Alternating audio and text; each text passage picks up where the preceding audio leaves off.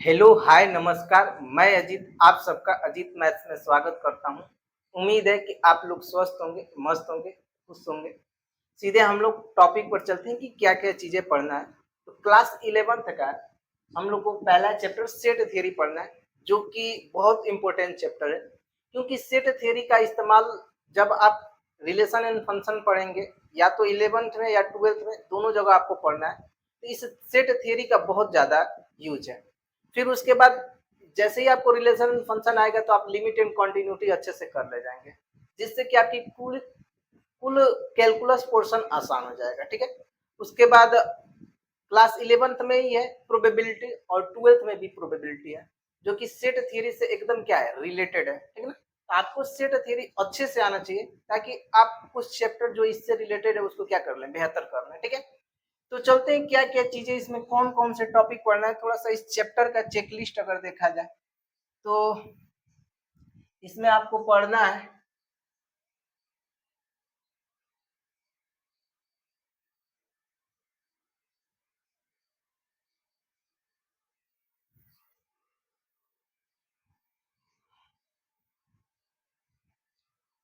इसमें आपको पढ़ना है सेट एंड देयर रिप्रेजेंटेशन, समुच्चय और उसका निरूपण। ठीक है। फिर टाइप्स ऑफ सेट्स पढ़ना है, फिर सबसेट्स एंड यूनिवर्सल सेट्स पढ़ना है, Venn diagram and operation of sets पढ़ना है। ठीक है ना। फिर एप्लीकेशन ऑफ सेट थ्योरी पढ़ना है। ये टॉपिक हम लोग को क्या करना है, पढ़ना है। लगभग लगभग 5 टॉपिक है, और ये 5 क्लास में हम लोग क्या कर लेंगे, अच्छे से पढ़ लेंगे, ताकि दिक्कत ना हो। ठीक है ना। आगे चलते हैं। आगे अगर मैं इसकी बात करूं,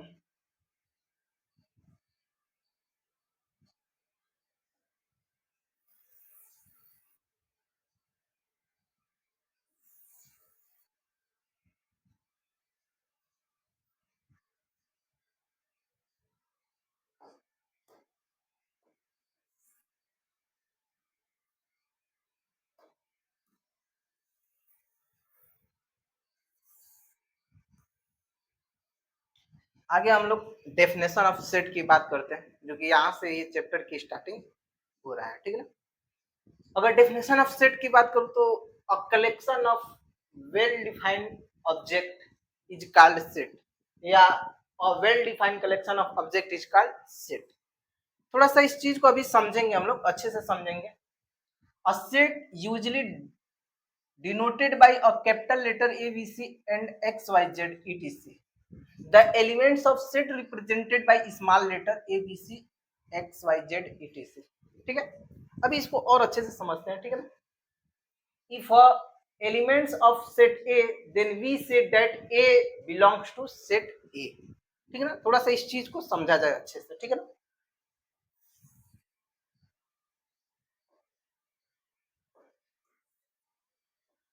ध्यान से देखिएगा। अगर मैं सेट की बात करूं तो सेट को हिंदी में समुच्चय कहा जाता है। ठीक है। सेट को हिंदी में समुच्चय कहा जाता है, और इसका डेफिनेशन है वस्तुओं के सुपरिभाषित सुपरिभाषित संग्रह को समुच्चय कहते हैं।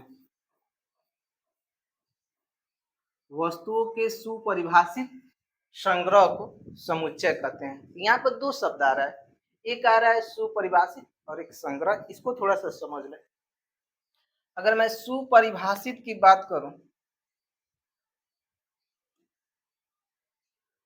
अगर मैं सुपरिभाषित की बात करूं तो सुपरिभाषित का मतलब कोई ऑब्जेक्ट कितना अच्छे से डिफाइन है उसको प्रदर्शित करता है। ठीक ना। एक तरीके से कह सकते हैं कि वेल डिफाइंड, वेल डिफाइंड। ठीक ना। और संग्रह को हम लोग कहते हैं कलेक्शन, कलेक्शन। संग्रह को हम लोग कलेक्शन कहते हैं। ठीक है ना। तो कोई ऑब्जेक्ट कितने अच्छे से डिफाइन है और उसकी कलेक्शन जो होगा वही क्या कहलाएगा, सेट होगा। थोड़ा सा सेट की जो रिप्रेजेंटेशन है उसको देख लिया जाए।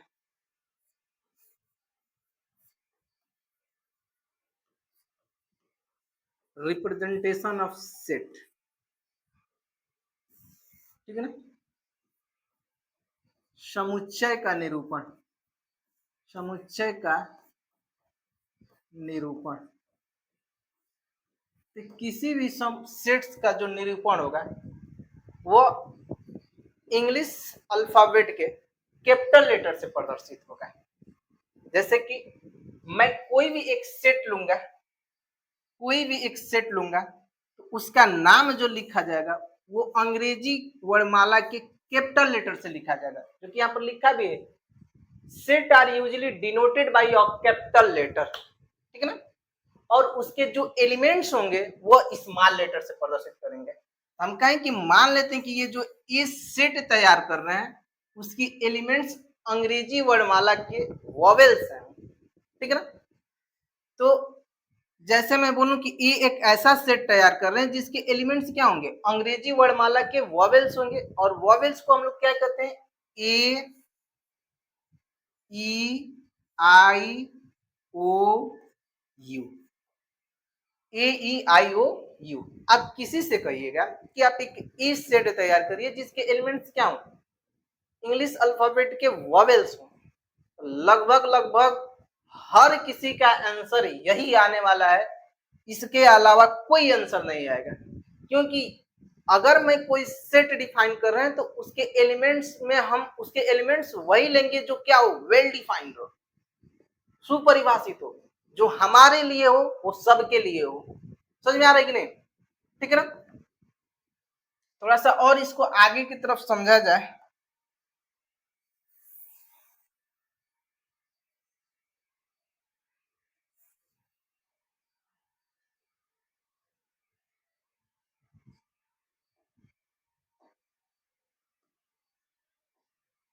जैसे कि मैं बात करूं कि ए एक सेट लेता हूं, ए एक सेट लेता हूं जो इसकी एलिमेंट्स क्या है, ए ई आई ओ यू।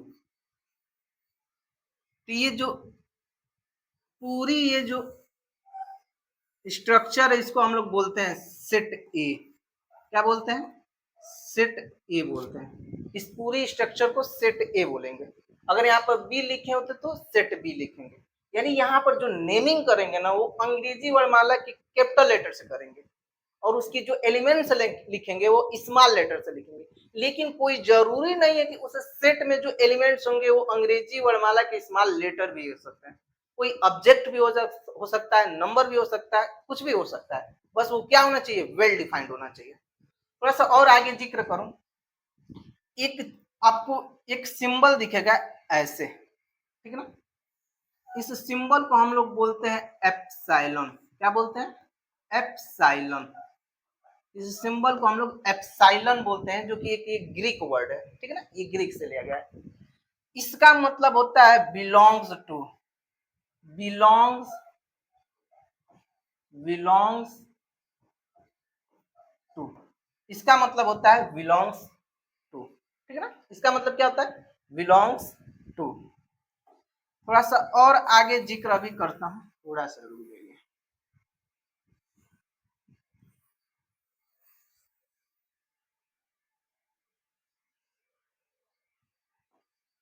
जैसे कि मैं बोलूं कि सेट इसी को लेते हैं,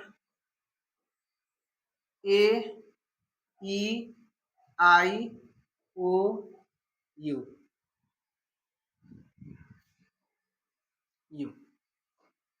तो यहाँ पर ये जो अपसाइलन है ये इस प्रकार प्रदर्शित करता है। जैसे मैं बोलूं ए बिलोंग्स टू सेट ए, इसको क्या पढ़ेंगे, पढ़ेंगे ए बिलोंग्स टू सेट ए। क्या पढ़ेंगे, ए बिलोंग्स टू सेट ए। या ये भी बोल सकते हैं ए एलिमेंट्स ऑफ सेट ए। क्या बोलेंगे, ए एलिमेंट्स ऑफ सेट ए। क्या बोलने वाले हैं? ए एलिमेंट्स ऑफ सेट ए, या ये भी बोलेंगे ए समुच्चय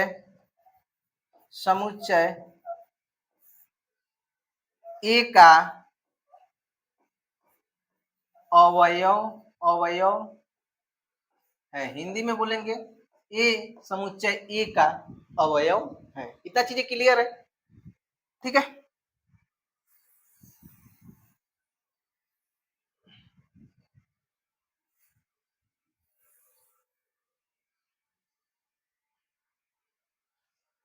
और थोड़ा सा और आगे चलते हैं, ठीक ना। इस चीज को एकदम बेहतर तरीके से समझ लिया जाए ताकि कोई दिक्कत ना हो, ठीक है ना।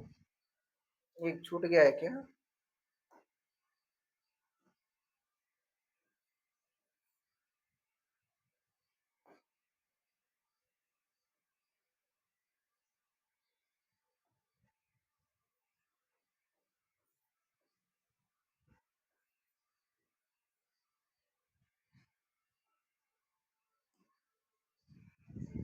थोड़ा सा और आगे चलते हैं, ठीक है। जैसे कि मैं बोलूं, इसी प्रकार ये सेट है ए ई आई ओ यू, ठीक है ना। तो क्या मैं बोल सकता हूं कि B belongs to set A? क्या ये करेक्ट होगा? तो देखेंगे कि क्या इस सेट में बी है कि नहीं। तो ये ए है, ये ई है, आई हो, ओ है, यू है। क्या बी है इस सेट में? नहीं है। तब इसको लिखेंगे A sorry B not belongs to set A. इसको क्या पढ़ेंगे? B not belongs to set A, यानी बी जो होगा सेट ए से बिलोंग्स नहीं कर रहा है।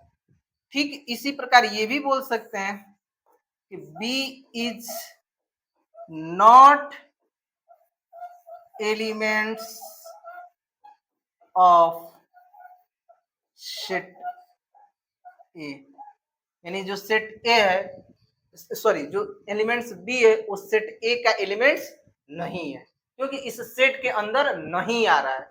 तो जब कोई चीज उस सेट के अंदर नहीं आता है तो हम इस प्रकार लिखते हैं। इतना चीज एकदम क्लियर है, ठीक है।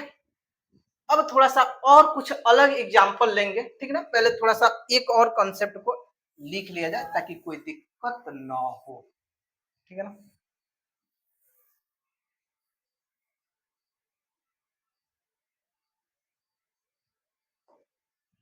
जैसे मैं बात करूं ए ई आई ओ यू, ये सेट है। हम कहेंगे कि a set of elements is not repeated, यानी किसी सेट का जो एलिमेंट्स होगा वो रिपीट नहीं करना चाहिए। यानी इस सेट के अंदर कोई भी एलिमेंट्स रिपीट नहीं करना चाहिए। अगर ए एक बार ही उसमें लिखा होना चाहिए, दो बार नहीं लिखा होना चाहिए, यानी किसी एलिमेंट्स को दोहराना नहीं है। ये चीजें याद रख लीजिए, ठीक है ना। एक चीज और मैं बता दूं कि यहां पर जो मैंने ये बताया था कि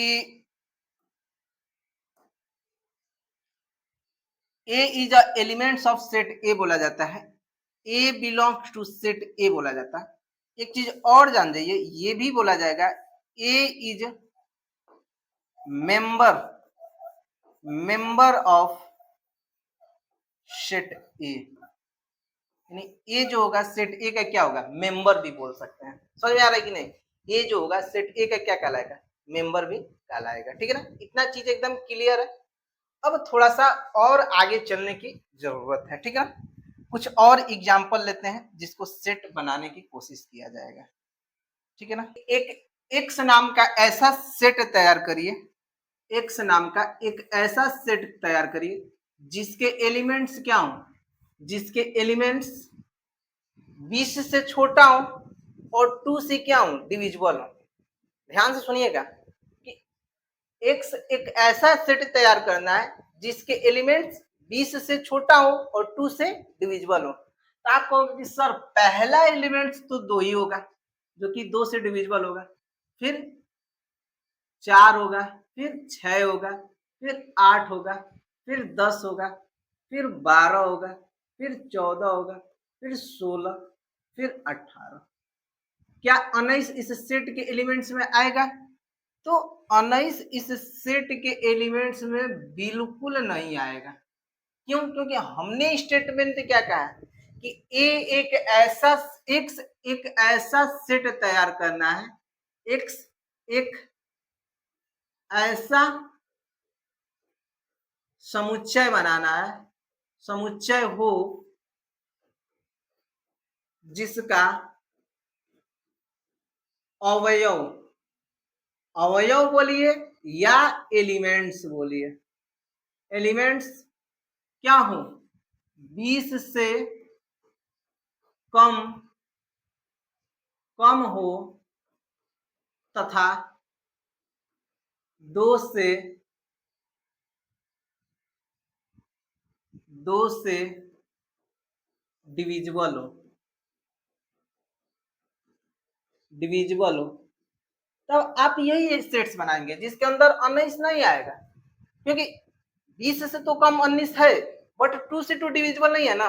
हम ये लिखेंगे कि 19 जो होगा not belongs to set X, यानी जो 19 होगा वो सेट एक्स से बिलोंग्स नहीं करेगा। और यहां पर लिखूंगा 19 is not belongs to set X, या ये भी कह सकता हूं कि 19 is not elements of set X, या ये भी बोल सकता हूं कि 19 इज या 19 समुच्चय एक्स का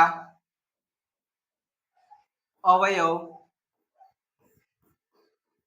नहीं है। चीजें क्लियर होंगे, एकदम स्पष्ट क्लियर होंगे, ठीक है ना। आगे और चलते हैं और अच्छे से चीजें समझ में आएगा, कोई उसमें दिक्कत नहीं है, ठीक है ना। और अच्छे से चीजें समझ में आएगा, कोई दिक्कत नहीं है, ठीक है ना। जैसे मैं बात करूं कि क्यू एक ऐसा सेट तैयार करिए, क्या तैयार करना है, क्यू एक ऐसा सेट तैयार करना है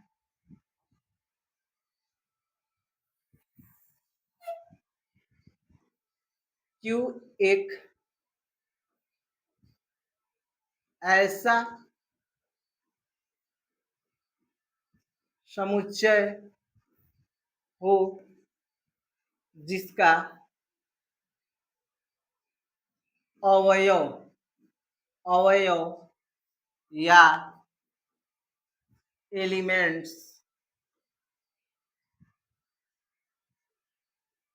प्राइम नंबर हो जो 20 से कम हो, जो 20 से क्या हो, कम हो। यानी क्यू एक ऐसा सेट तैयार करना है जो क्या हो, प्राइम नंबर हो और 20 से कम हो। हम लिखने वाले हैं क्यू, पहला पहला प्राइम नंबर क्या हो जाएगा, 2 होगा, फिर 3 होगा, फिर 5 होगा, फिर 7 होगा, फिर 9 होगा। तो 9 नहीं होने वाला है क्योंकि 9 प्राइम नंबर नहीं है। समझ में आ रहा है कि नहीं। सीधे 11 होगा, फिर 13 होगा, फिर 17 होगा, फिर 19 होगा। बस यही प्राइम नंबर होंगे जो 20 से क्या होंगे, कम हो और प्राइम नंबर हो। ये जो 9 है ये प्राइम नंबर नहीं है, क्योंकि ये 1 से भी डिविजिबल है, 3 से भी डिविजिबल है और 9 से भी डिविजिबल है, और इसकी फैक्टर जो होगा तो उससे क्या हो जा रहा है, अधिक हो जा रहा है, इसलिए इस सेट के अंदर नहीं आने वाला है। ठीक है ना, यहाँ पर लिखूंगा कि 9 is not belongs to set Q, यानी जो 9 है इस सेट का मेंबर नहीं है, एलिमेंट्स नहीं है, अवयव नहीं है, क्योंकि इस सेट का मेंबर वही हो सकता है जो प्राइम नंबर हो और 20 से क्या हो, छोटा हो। ठीक है ना, और थोड़ा सा आगे चलने की कोशिश करेंगे।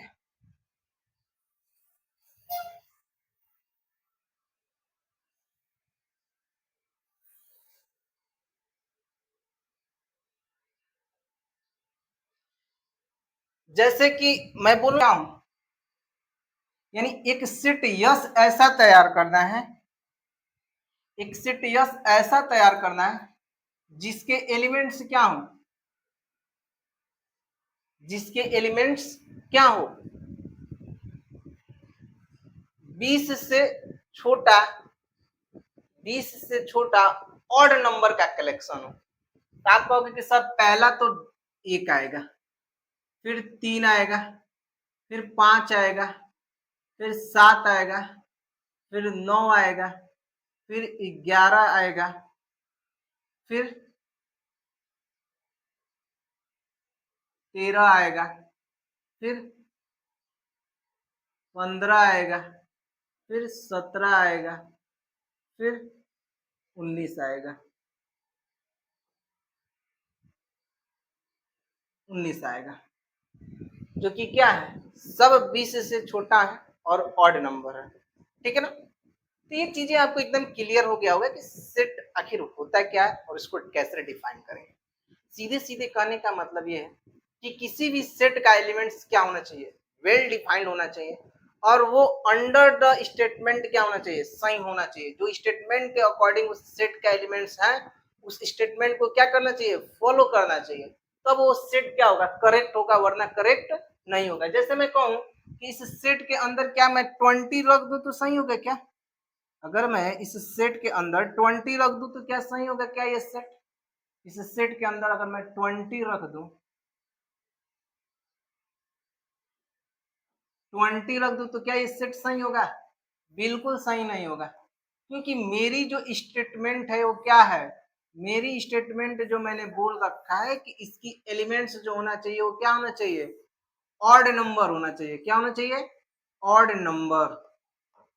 ठीक है ना, और 20 से क्या होना चाहिए, 20 से कम होना चाहिए।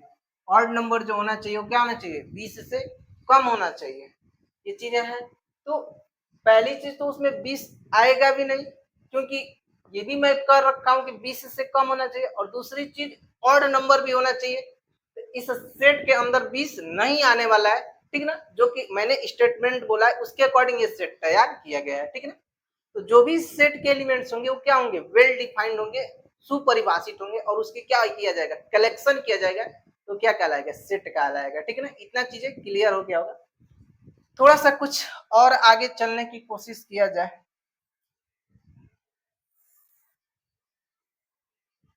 यहाँ पर लिखा है difference between not defined and well defined collection, यानी डिफाइंड और नॉट डिफाइंड के बीच में क्या देखना है, हम लोग का थोड़ा सा अंतर देखना है कि अंतर क्या है, ताकि चीजों को हम अच्छे से समझ सकें और सेट के डेफिनेशन को और अच्छे से क्या कर सकें, समझ सकें। ठीक है ना, जो कि आपके सामने है। ठीक है ना, यहाँ पर लिखा है, ध्यान से देखिएगा,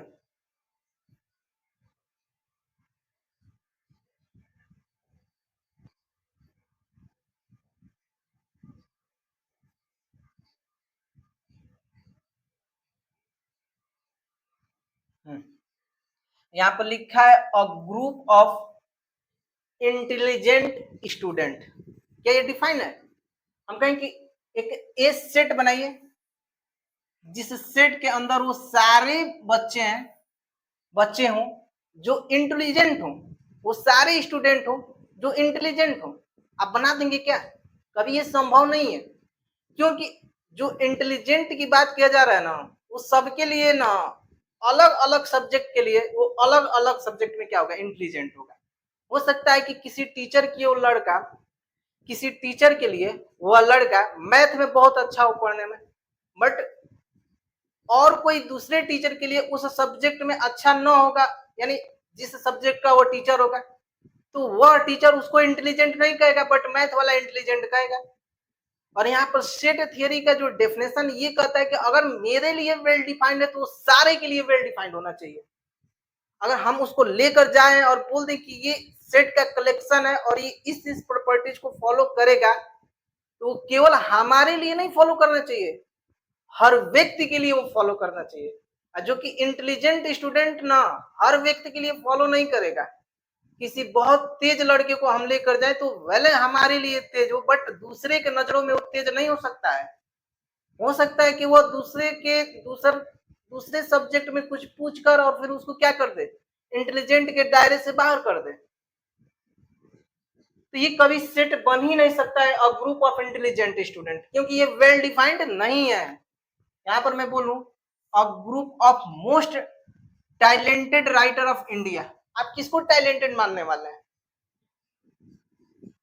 क्योंकि आपका जो राइटर है, आप जिस राइटर को पसंद करते हैं, हो सकता है कि मैं उस राइटर को पसंद ना करूं, इसलिए भी उसका कलेक्शन हम लोग मोस्ट टैलेंटेड राइटर का कलेक्शन हम लोग कर ही नहीं सकते हैं। क्योंकि अगर सेट का डेफिनेशन ये कहता है कि अगर मेरे लिए टैलेंटेड है ना तो सबके लिए टैलेंटेड होना चाहिए, तब हम उसकी कलेक्शन ले सकते हैं, अदरवाइज नहीं ले सकते हैं। ठीक है ना। फिर उसके बाद मैं बोलूं कि a group of pretty girls, ये प्रिटी का मतलब ब्यूटीफुल या सुंदर होता है, ठीक है ना, सुंदर, जहां तक मुझे मालूम है, ठीक है ना। तो आप सुंदर लड़कियों का कलेक्शन कैसे ले सकते हैं, किस आधार पर सुंदर कहेंगे? उसके कैरेक्टर के आधार पर या फेस के आधार पर आप नहीं डिफाइन कर सकते हैं, क्योंकि सबकी पसंद अलग अलग है। तो ये a group of pretty girls का कलेक्शन कभी हो ही नहीं सकता है और ये सेट नहीं हो सकता है। इतना चीजें क्लियर है। फिर यहाँ पर देखें वेल डिफाइंड में क्या होगा, वेल डिफाइंड तभी हो सकता है जब कहा जाए कि a group of student scoring more than 95% marks of your class, यानी आपकी क्लास में उन सारे बच्चों का क्या करना है, कलेक्शन लेना है जिसकी मार्क्स क्या हो, 95% से अधिक हो। ये बन सकता है सेट, क्योंकि हम लोग तैयार पूछ लेंगे किसका किसका 95% से अधिक है, उसको हम लोग क्या कर लेंगे, कलेक्ट कर लेंगे, जो कि सबका 95% से अधिक होगा और ये सबके लिए मान्य होगा। ठीक है ना। फिर उसके बाद मैं बोलूं ये सेट बन सकता है, ठीक है ना, ये वेल डिफाइंड है। A group of odd natural number less then 25, आप ऐसा ग्रुप आप बना नहीं सकते हैं क्या कि जिसके एलिमेंट्स क्या होंगे, ऑड होंगे प्लस नेचुरल नंबर होंगे और प्लस 25 से कम भी होंगे।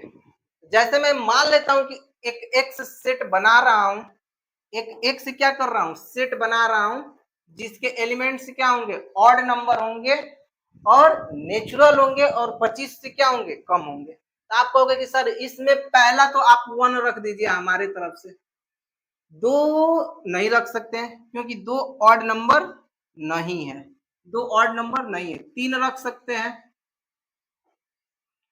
तीन रख सकते हैं, पांच रख सकते हैं, सात रख सकते हैं, 9 रख सकते हैं, ठीक है ना। फिर उसके बाद 11 रख सकते हैं, फिर 13 रख सकते हैं, फिर 15 रख सकते हैं, फिर 17 रख सकते हैं, फिर 18 रख सकते हैं, फिर 19 रख सकते हैं और फिर 21 रख सकते हैं, फिर 23 रख सकते हैं। ये सारे क्या हो जाएंगे, कलेक्शन हो जाएंगे। ये सारे क्या हो जाएंगे, कलेक्शन हो जाएंगे। चीज एकदम क्लियर है अच्छे से, ठीक है ना। ये सारे क्या हो जाएंगे, कलेक्शन हो जाएंगे। ये एकदम स्पष्ट आपको क्लियर होगा, खूब अच्छे से क्लियर होगा, ठीक है।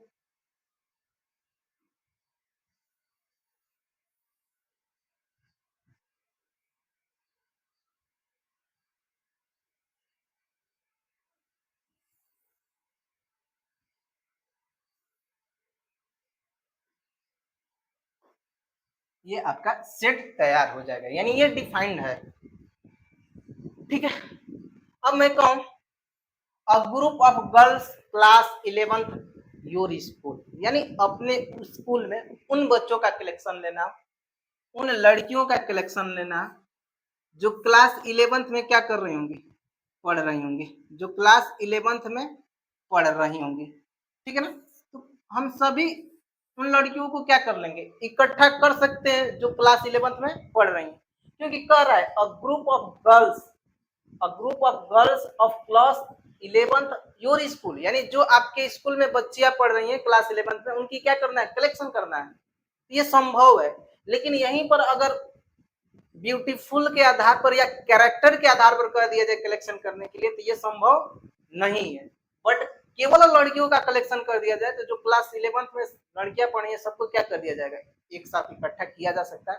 अगर क्लास 11th के लड़कियों को क्या करें, इकट्ठा करें, तो वही सारी लड़कियां होंगी जो क्लास 11th में पढ़ रही होंगी, या दूसरा कोई इकट्ठा करे तो वह भी उन्हीं सारे लड़कियों को इकट्ठा करेगा जो क्लास 11th में पढ़ रही होंगी। तो ये क्या कहलाएगा, सेट कहलाएगा। ये होता है वेल डिफाइंड और नॉट वेल डिफाइंड कलेक्शन में अंतर, ठीक है ना। थोड़ा सा और आगे अब चलते हैं, ठीक है ना।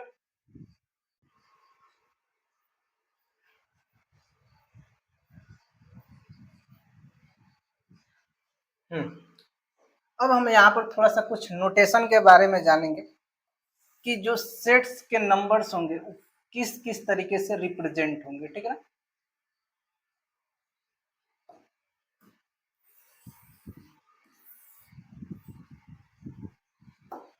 जैसे मैं बात करूं,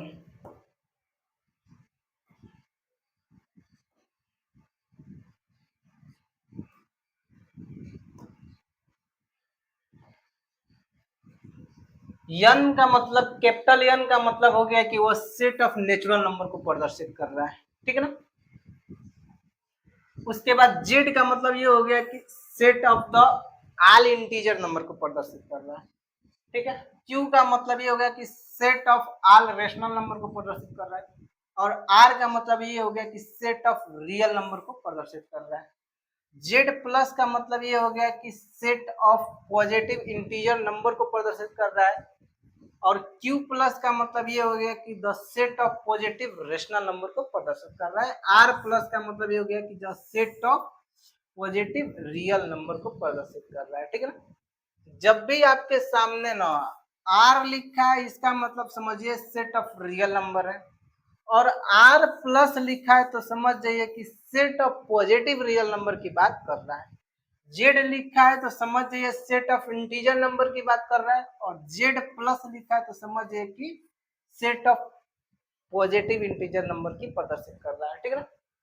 क्यू लिखा है तो समझ जाइएगा कि सेट ऑफ रेशनल नंबर को प्रदर्शित कर रहा है, और क्यू प्लस लिखा है तो समझ जाइएगा set of positive rational number को प्रदर्शित कर रहा है, जो कि ये क्या है, नोटेशन है।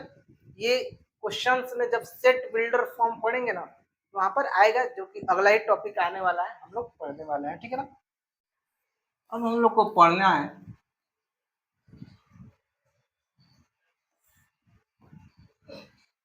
रिप्रेजेंटेशन ऑफ सेट्स, ठीक है ना। रिप्रेजेंटेशन ऑफ सेट्स यानी कितने तरीके से इसको रिप्रेजेंट किया जा सकता है सेट को, ठीक है। ये बहुत इंपॉर्टेंट चीजें हैं। यहाँ से अब थोड़ा और अच्छे से चीजों को क्या करना होगा, क्लियर करना होगा, ठीक है। Representation of sets, sets are generally represented by two ways, यानी दो तरीके होते हैं। पहला पहला आपका तरीका है रोस्टर फॉर्म और टेबुलर फॉर्म और लिस्टिंग फॉर्म, ठीक है ना, लिस्टिंग मेथड। रोस्टर, टेबुलर और लिस्टिंग तीनों एक ही चीज है, ठीक है ना। रोस्टर फॉर्म कहीं किताब में लिखा है, कभी टेबुलर फॉर्म लिखा होता है या लिस्टिंग मेथड लिखा होता है, ठीक है ना, जिसको हिंदी में तालिका विधि कहा जाता है। कभी कभी किताब में रोस्टर विधि भी लिखा है हिंदी में, ठीक है ना, कोई दिक्कत नहीं है। फिर उसके बाद हम लोग को पढ़ना है सेट बिल्डर फॉर्म या रूल मेथड, ठीक है ना, सेट बिल्डर फॉर्म या रूल मेथड, ये चीजें हम लोग को पढ़ना है। तो पहले हम लोग थोड़ा सा रोस्टर फॉर्म पढ़ लें। रोस्टर विधि, ठीक है ना, इसको तालिका विधि भी कहा जाता है, तालिका विधि, इस चीज को समझते हैं। देखो जो रोस्टर फॉर्म होता है ना, यहाँ पर लिखा भी है कि in this all the element set are listed and elements being separate by commas and are enclosed within curly brackets, ठीक है ना। तो अगर मैं बात करूं इसका, ये जो रोस्टर फॉर्म होता है ना, ये किसी एलिमेंट्स को किसी कर्ली ब्रैकेट्स के बीच में क्या किया जाएगा, लिखा जाएगा कॉमा लगाकर, ठीक है ना। तो क्या कहलाएगा, उस तरीके को हम लोग रोस्टर विधि कहते हैं। जैसे कि हम कह सकते हैं the set of all natural number less than 10 represented by roster form, यानी हम एक ऐसा सेट एक्स तैयार करें जिसके एलिमेंट्स क्या होंगे, नेचुरल नंबर होंगे और 10 से क्या होंगे, छोटा होंगे, ठीक है। हम लोग क्या लिखेंगे, ये स्टेटमेंट देखिए, the set of all natural number less than 10 represented in roster form, ठीक है ना। तो यहाँ पर देखो रिप्रेजेंट भी क्या है, 1 2 3 4 5 6 7 8 9, क्या इसमें 10 आएगा, नहीं आएगा, क्योंकि लेस देन 10 कर रहा है, यानी 10 से छोटा और नेचुरल नंबर का कलेक्शन लेना है, जो कि इस पूरे नियम को हम लोग बोलते हैं क्या, रोस्टर फॉर्म। रोस्टर फॉर्म एक यही है ना कि जो सेट होता है ना, उसके अवयव जो होंगे या एलिमेंट्स होंगे या मेंबर होंगे, वो क्या होंगे, विजुअली आपको क्या कर जाएंगे, दिखाई देंगे। विजुअली क्या करेंगे, दिखाई देंगे, जो कि यहाँ पर दिखाई दे रहा है। जैसे मैं कहूँ कि एक सेट पी तैयार करते हैं जिसके एलिमेंट्स अंग्रेजी वर्णमाला के क्या हो, वॉवेल्स हो, ए ई आई ओ यू, ये सब क्या है, रोस्टर फॉर्म है। रोस्टर फॉर्म कहने का मतलब है ना कि उसके सेट के जो एलिमेंट्स होंगे ना, एकदम विजुअली दिखाई देंगे, ठीक है ना, एकदम अच्छे से क्या होंगे, दिखाई देंगे। अभी जब मैं आपको सेट बिल्डर फॉर्म पढ़ाएंगे ना, तब ये चीजें समझ में आ जाएगा कि रोस्टर और सेट बिल्डर में डिफरेंस क्या है, जब सेट बिल्डर फॉर्म हम लोग पढ़ लेंगे। तो आगे चलते हैं, सीधे हम लोग सेट बिल्डर फॉर्म में चलते हैं, ठीक है ना। जैसे मैं सेट बिल्डर फॉर्म की बात करूं, तो ये रहा आपका सेट बिल्डर फॉर्म।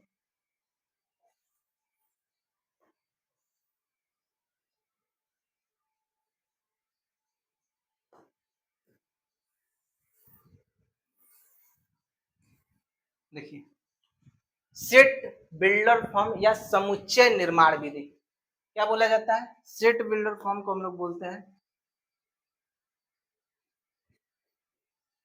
समुच्चय निर्माण विधि। समुच्चय निर्माण विधि, जो कि बहुत ही इंपॉर्टेंट टॉपिक होने वाला है, समुच्चय निर्माण, ठीक है ना। क्योंकि इसका इस्तेमाल जो होगा ना, पूरे सेट थियोरी में और रिलेशन एंड फंक्शन में बहुत ज्यादा है, ठीक है ना। इसका इस्तेमाल पूरे सेट थ्योरी और रिलेशन एंड फंक्शन में बहुत ज्यादा है, ठीक है ना। ये चीजें अच्छे से हम लोग को क्या आना चाहिए, एकदम अच्छे से आना चाहिए। यहाँ पर लिखा भी in this form all the elements set possess in single common property px which is not possessed by any other elements outside the set. In such a case, the set of described by x such that px holds. इसको हम लोग such that बोलते हैं। जब भी यहाँ पर double कम्मा दिखाई देना, हम लोग उसको बोलते हैं क्या, सच डैट। क्या बोलते हैं, such that, such that, such that. या ऐसे भी इसको इस तरीके से लिखा होगा तो ये भी दोनों एक ही चीज है, ये और ये। कभी कभी बुक में ना ऐसे लिखा है तो वो भी सच डेट को क्या करता है, प्रदर्शित करता है, ठीक है ना। यहाँ पर जैसे कि यहाँ लिखा है, ये चीजें आपको समझ में आ रहा होगा कि X such that X is a vowels in English alphabet, यानी एक्स इस प्रकार होना चाहिए कि क्या हो, इंग्लिश अल्फाबेट के क्या होंगे, वॉवेल्स होंगे। तो हम लोग इसको पढ़ते भी हैं, यहाँ पर लिखा भी है कि the set of all X such that X is vowels in English alphabet, ठीक है ना।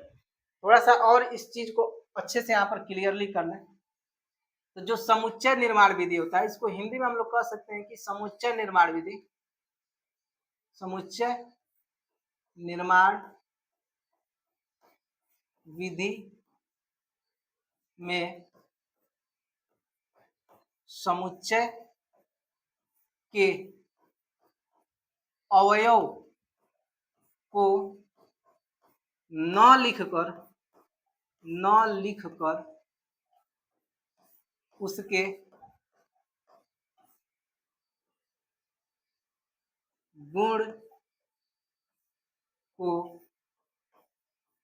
बताते हैं, यानी उसके अवयव को सीधे न लिखकर उसको क्या कर देंगे, उसके गुण को हम लोग बताएंगे या उसके प्रॉपर्टीज को बताएंगे कि क्या क्या उसकी प्रॉपर्टीज है। जैसे अभी मैं एक एग्जांपल दूंगा ना, तो और ये चीज एकदम स्पष्ट क्लियर हो जाएगा, ज्यादा इसमें सोचने की जरूरत नहीं है। बहुत ये जो डेफिनेशन है इसको बहुत ज्यादा समझने की जरूरत नहीं है, ये एग्जांपल से आपको एकदम क्लियरली हो जाएगा, ठीक है। जैसे कि मैं एग्जांपल में लिखूं, एग्जांपल में ध्यान से देखिएगा, थोड़ा सा इसको हम छोटा करने की कोशिश करते हैं, ठीक है ना, और इसको मिटाने की कोशिश करते हैं।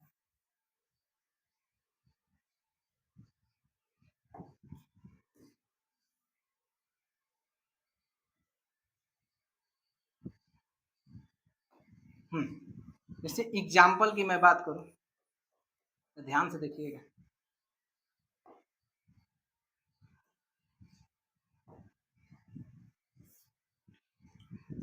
ये एक ऐसा सेट लिखता हूं जिसके एलिमेंट्स इस प्रकार होंगे कि x such that x belongs to natural number and x less than 10।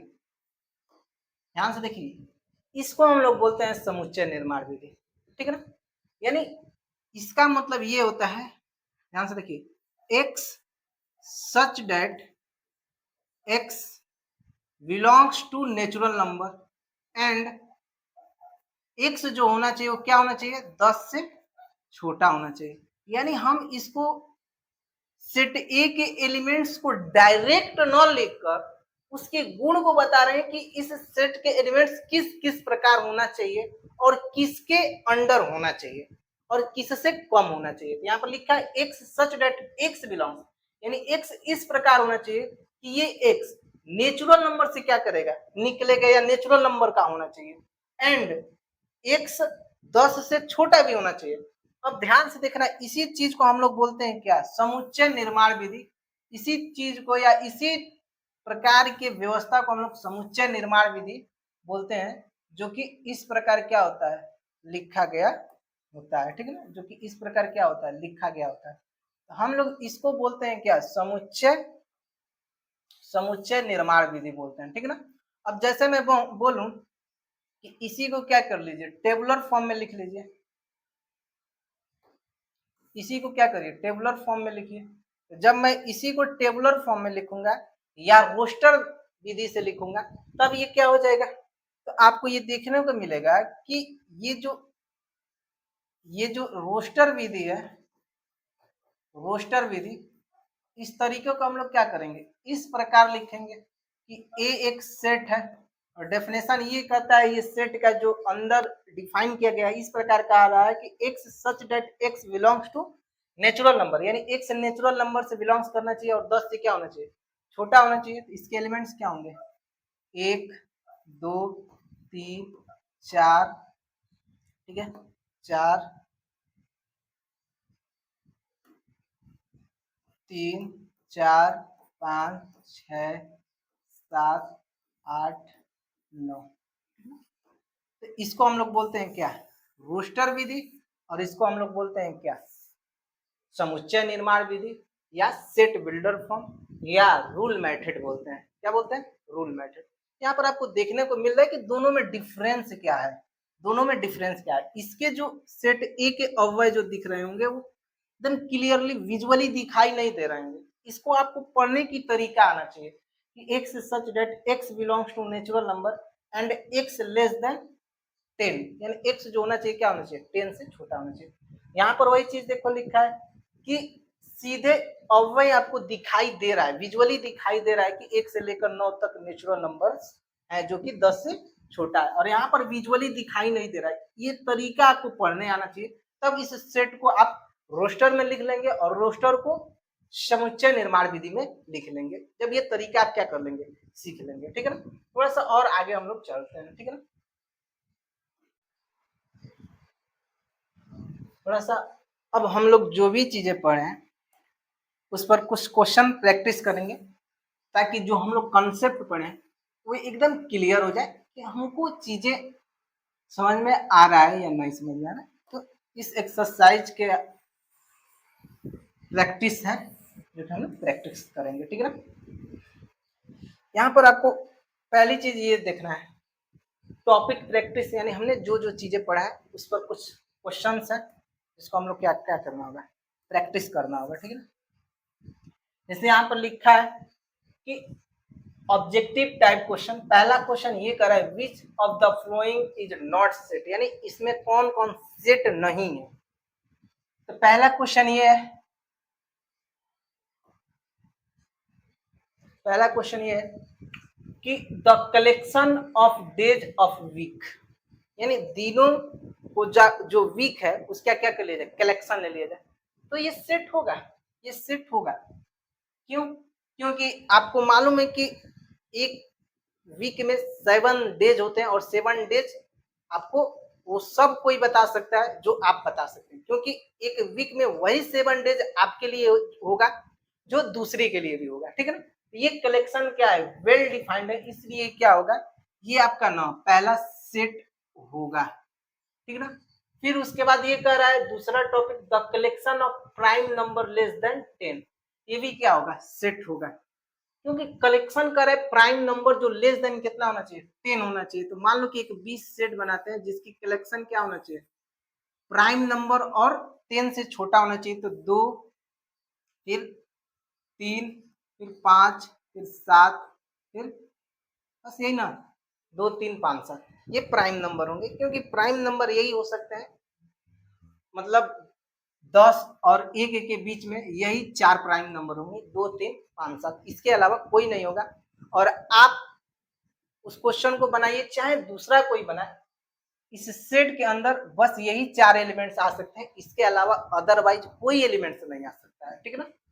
फिर आगे चलते हैं, अगला क्वेश्चन सी वाला है, लिख रहा है the collection of intelligent student your class, जो कि ये सेट बन ही नहीं सकता है। आप अपने क्लास में किसी बच्चे को, इंटेलिजेंट बच्चों का कलेक्शन नहीं ले सकते हैं, क्योंकि हर बच्चों का अलग अलग क्या है, प्रोबेबिलिटी है, अलग अलग, मतलब एक तरीके से कह सकते हैं क्षमता है, कैपेसिटी है, ठीक है ना। तो आप उस सेट, उसका सेट आप बना ही नहीं सकते हैं, ठीक है ना। फिर क्वेश्चन नंबर दूसरा में कह रहा है कि if B is not an elements of A then we write, यानी बी ए का एलिमेंट्स नहीं है तो हम किस प्रकार लिखेंगे। तो अगर बी सेट ए का एलिमेंट्स नहीं होगा तो हम लोग ऐसे ही तो लिखेंगे कि B is not elements of set A, जो कि ऑप्शन नंबर कौन सा मारने वाला है, सी मारने वाला है, ठीक है। इतना चीजें क्लियर है। फिर आगे कह रहा है कि the set of natural number which is divide by 40, which divide 42 is, यानी एक ऐसा सेट बताइए जिसके एलिमेंट्स 42 को क्या कर दें, डिवाइड कर दें, यानी 42 को क्या कर दें, डिवाइड कर दें। ये कौन कौन सेट होंगे जो 42 को डिवाइड कर देंगे। तो एक 42 को डिवाइड कर देगा, 2 भी कर देगा, 3 भी कर देगा, तो ये इसमें आएगा। इसके बाद मैं देखूं यहाँ पर 1, 2, 3, 6, 7, 14 और 21, ये तीनों डिवाइड कर देगा, ये सब एलिमेंट्स 42 को डिवाइड कर देगा, इसलिए ऑप्शन नंबर बी भी आएगा। अगर मैं सी की बात करूं तो सी भी होगा, सी भी होगा, जो क्या कर सकता है, इन 42 को इसके सारे एलिमेंट्स डिवाइड कर देंगे, और डी भी क्या कर देंगे, 42 को डिवाइड कर देंगे। कर the set of natural number which is divide 42 is, A B C और डी तीनों ऑप्शन क्या होंगे, चारों ऑप्शन करेक्ट होंगे, क्योंकि यहाँ पर देखो ना, 7 भी डिवाइड कर देगा, 14 भी डिवाइड कर देगा, 21 भी 42 को डिवाइड कर देगा, 1 भी 42 को डिवाइड कर देगा, 2 भी 42 को डिवाइड कर देगा। यहाँ पर 1, 2, 3 तीनों डिवाइड कर देंगे, तो ये सारे ऑप्शन क्या होंगे, सही होंगे। अगला क्वेश्चन ये कर रहा है the set of all letter in the word better in the roster form, यानी ये जो बेटर लिखा गया है इसमें कौन सा सही है। तो बी एक बार आया होगा तो एक बार बी लिखा गया होगा, ई 2 बार आया होगा बट ई एक ही बार लिखा गया होगा, टी 2 बार आया है एक ही बार लिखा गया है, आर एक बार आया एक ही बार लिखा गया, ऑप्शन नंबर ए सही होगा, ठीक है ना। ऑप्शन नंबर ए क्या होगा, सही होगा, क्योंकि बी ई आर सही नहीं हो सकता क्योंकि इसमें टी छूट जा रहा है, फिर बी टी आर में क्या छूट जा रहा है, ई छूट जा रहा है, और बी आर में तो टी और ई दोनों छूट जा रहा है, तो ऑप्शन नंबर ए सही होगा, ठीक है ना। अगला क्वेश्चन देखते हैं, अगला क्वेश्चन ये कह रहा है ध्यान से देखिएगा। अगला क्वेश्चन ये कह रहा है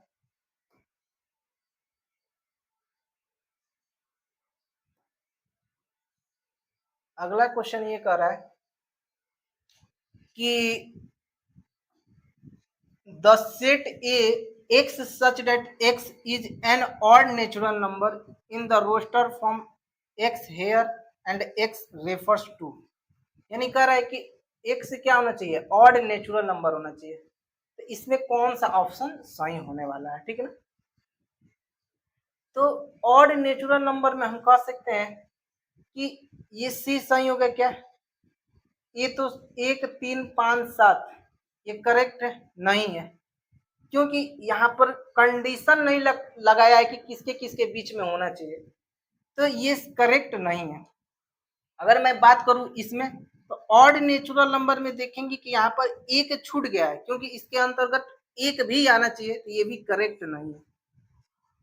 ऑप्शन नंबर बी आपका क्या होगा, करेक्ट होगा, ठीक है ना। ऑप्शन नंबर बी क्या होगा, करेक्ट होगा। 1 3 5 7 डैश डैश डैश, मतलब कि ये एक तरीके से कह सकते हैं कि ऑप्शन नंबर बी सही होगा, क्योंकि यहाँ पर किसी भी एलिमेंट्स का जो है कंडीशन नहीं लगाया कि किसके किसके बीच में होना चाहिए, तो ऑप्शन नंबर बी क्या होगा, करेक्ट होगा। क्वेश्चन नंबर 6वां कह रहा है कि a team of 11 best cricket batsman in the world, आप एक टीम बनाना है जिसमें वर्ल्ड के बहुत अच्छे क्रिकेटरों का क्या होगा, कलेक्शन होगा, जो कि संभव नहीं, क्योंकि सबका क्रिकेट फैंस अलग होंगे है कि नहीं। क्योंकि किसी का जो फेवरेट क्रिकेटर है वो अलग हो सकता है, हमारे लिए अलग हो सकता है, दूसरे के लिए अलग हो सकता है, तो ये सेट नहीं बन सकता है। समझ में आ रहा है कि नहीं। फिर कह रहा है the collection of all boys in your class, यानी अपने क्लास के सभी बच्चों का कलेक्शन सेट बन सकता है, क्योंकि उसकी प्रॉपर्टीज न तो सुंदरता वगैरह के बारे में डिस्कशन नहीं करना है, बस सभी बच्चों का सेट बनाना है, तो ये सेट बन जाएगा। फिर कह रहा है the collection of all natural number less then 100, यानी हमको ऐसा कलेक्शन बनाना है जो नेचुरल नंबर हो और 100 से क्या हो, कम हो, तो ये भी सेट बन जाएगा, ठीक है, ये सेट है, ठीक है। उसके बाद यहाँ पर कह रहा है कि if a is equal to इतना इतना then insert the appropriate symbol epsilon और एप्सिलॉन ईच ऑफ द, ठीक है ना। यहाँ पर डैश डैश दिया है, इसमें भरना है, ठीक है ना। तो एक चीज देखो, ये यहाँ पर होगा क्योंकि 1 सेट ए से क्या कर रहा है, बिलोंग्स कर रहा है। क्या 6 सेट ए से बिलोंग्स कर रहा है, तो यहाँ पर आपको देखने को मिलेगा कि जो 6 है not belongs to set A, क्योंकि इस सेट ए का मेंबर है ही नहीं है, क्योंकि इस सेट में 6 नहीं है। अगर 9 की बात करूं तो ये सही है, correct, 9 is element of set A. But क्या 14 इस सेट में है, इस 14 इस सेट के एलिमेंट्स में नहीं है, लिखेंगे 14 is not elements of set ए, ये आपका सॉल्यूशन हो जाएगा, ठीक है ना। अगला क्वेश्चन ये कह रहा है कि the write the set in roster form, यानी ये एक तरीके से कहा जाए कि इसको रोस्टर फॉर्म में लिखना है, और ये किस विधि में लिखा गया है, ये लिखा गया है आपका समुच्चय निर्माण विधि या सेट बिल्डर फॉर्म में लिखा गया है, और हमको इसको क्या करना है, रोस्टर फॉर्म में लिखना है। तो थोड़ा सा इसको हम लोग डिस्कशन करेंगे, ठीक है ना, थोड़ा सा क्या करेंगे, इसको डिस्कशन करते हैं, ठीक है ना। जैसे कि यहाँ पर लिखा है कि right the set A x such that x, यानी ए इस प्रकार लिखा गया है, सेट ए इस प्रकार है कि X such that X belongs to integer number, और कह रहे हैं कि एक्स स्क्वायर लेस देन 20, ठीक है ना। यानी हमको एक ऐसा सेट तैयार करना है जो एक्स क्या होना चाहिए, इंटीजर नंबर से बिलोंग्स करना चाहिए, और उसका जब स्क्वायर करें तो 20 से क्या होना चाहिए, कम होना चाहिए। आपको मालूम होगा कि इंटीजर नंबर में क्या क्या चीजें आता है, तो आप कहोगे सर 1 2 3 4 5 ये सब आता है, और -1 -2 ये सब -3 भी क्या होगा, इंटीजर नंबर में आएगा, ठीक है ना। ये सब क्या होंगे, इंटीजर नंबर होंगे, जो कि आप पढ़े होंगे क्लास 10th में। जीरो भी क्या होगा, इंटीजर नंबर होगा, ठीक है ना। तो अगर मैं कहूं कि x क्या होना चाहिए, इंटीजर नंबर, तो यहाँ पर ध्यान से देखना, प्लस नहीं लिखा, अगर प्लस लिखा होता तो बस पॉजिटिव इंटीजर को लेते, बट यहाँ पर प्लस के बारे में डिस्कशन तो नहीं किया, तो हम सारे इंटीजर नंबर को लेंगे। तो यहाँ पर हम लोग उस सेट्स को लिखेंगे, क्या क्या इसमें एलिमेंट्स आने वाले हैं इसके बारे में हम लोग डिस्कशन करें। तो ये जो फॉर्म है ये किस फॉर्म में, सेट बिल्डर फॉर्म में, और इसको हमको रोस्टर फॉर्म में क्या करना है, कन्वर्ट करना है। यानी इस सेट बिल्डर फॉर्म को रोस्टर फॉर्म में क्या कर देना है, कन्वर्ट कर देना है। तो जैसे मैं बात करूं यहाँ पर, एक तो जीरो ले सकता हूं, क्योंकि जीरो का वर्ग करूंगा जीरो होगा, और क्या होगा, इससे छोटा भी होगा, इससे क्या होगा जी, छोटा भी होगा, जीरो हम लोग ले सकते हैं, ठीक है ना, क्योंकि जीरो का जब वर्ग करेंगे तो 20 से छोटा होगा। 1 ले सकते हैं, 2 ले सकते हैं, 3 ले सकते हैं, 4 ले सकते हैं, ठीक है ना, 5 नहीं ले सकते हैं, क्योंकि 5 इसलिए नहीं लेंगे क्योंकि 5 का वर्ग करेंगे 25 हो जाएगा, जो 20 से क्या हो जाएगा, बड़ा हो जाएगा। और इधर हम लोग -1 ले सकते हैं, -2 ले सकते हैं, -2 ले सकते हैं, -3 ले सकते हैं, और -4 ले सकते हैं, और यही आपका क्या हो जाएगा, आंसर हो जाएगा। यानी हमने इस सेट बिल्डर फॉर्म को किसमें लिख दिया, रोस्टर फॉर्म में लिख दिया, जो कि यही क्या होगा, करेक्ट आंसर होगा, ठीक है ना। अब थोड़ा सा एक और क्वेश्चन आगे देख लेते हैं।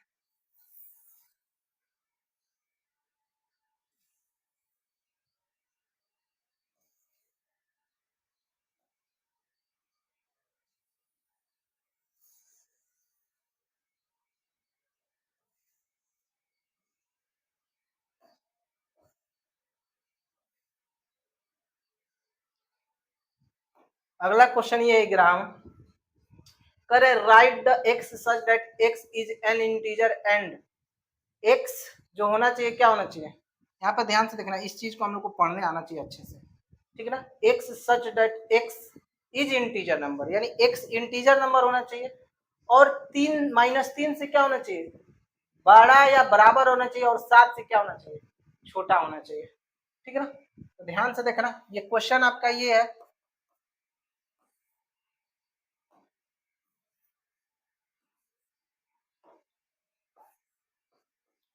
क्वेश्चन आपका ये है कि x such that x is integer number, integer and x जो होना चाहिए -3 से क्या होना चाहिए, बड़ा या बराबर होना चाहिए, और 7 से क्या होना चाहिए, छोटा होना चाहिए, ठीक है ना।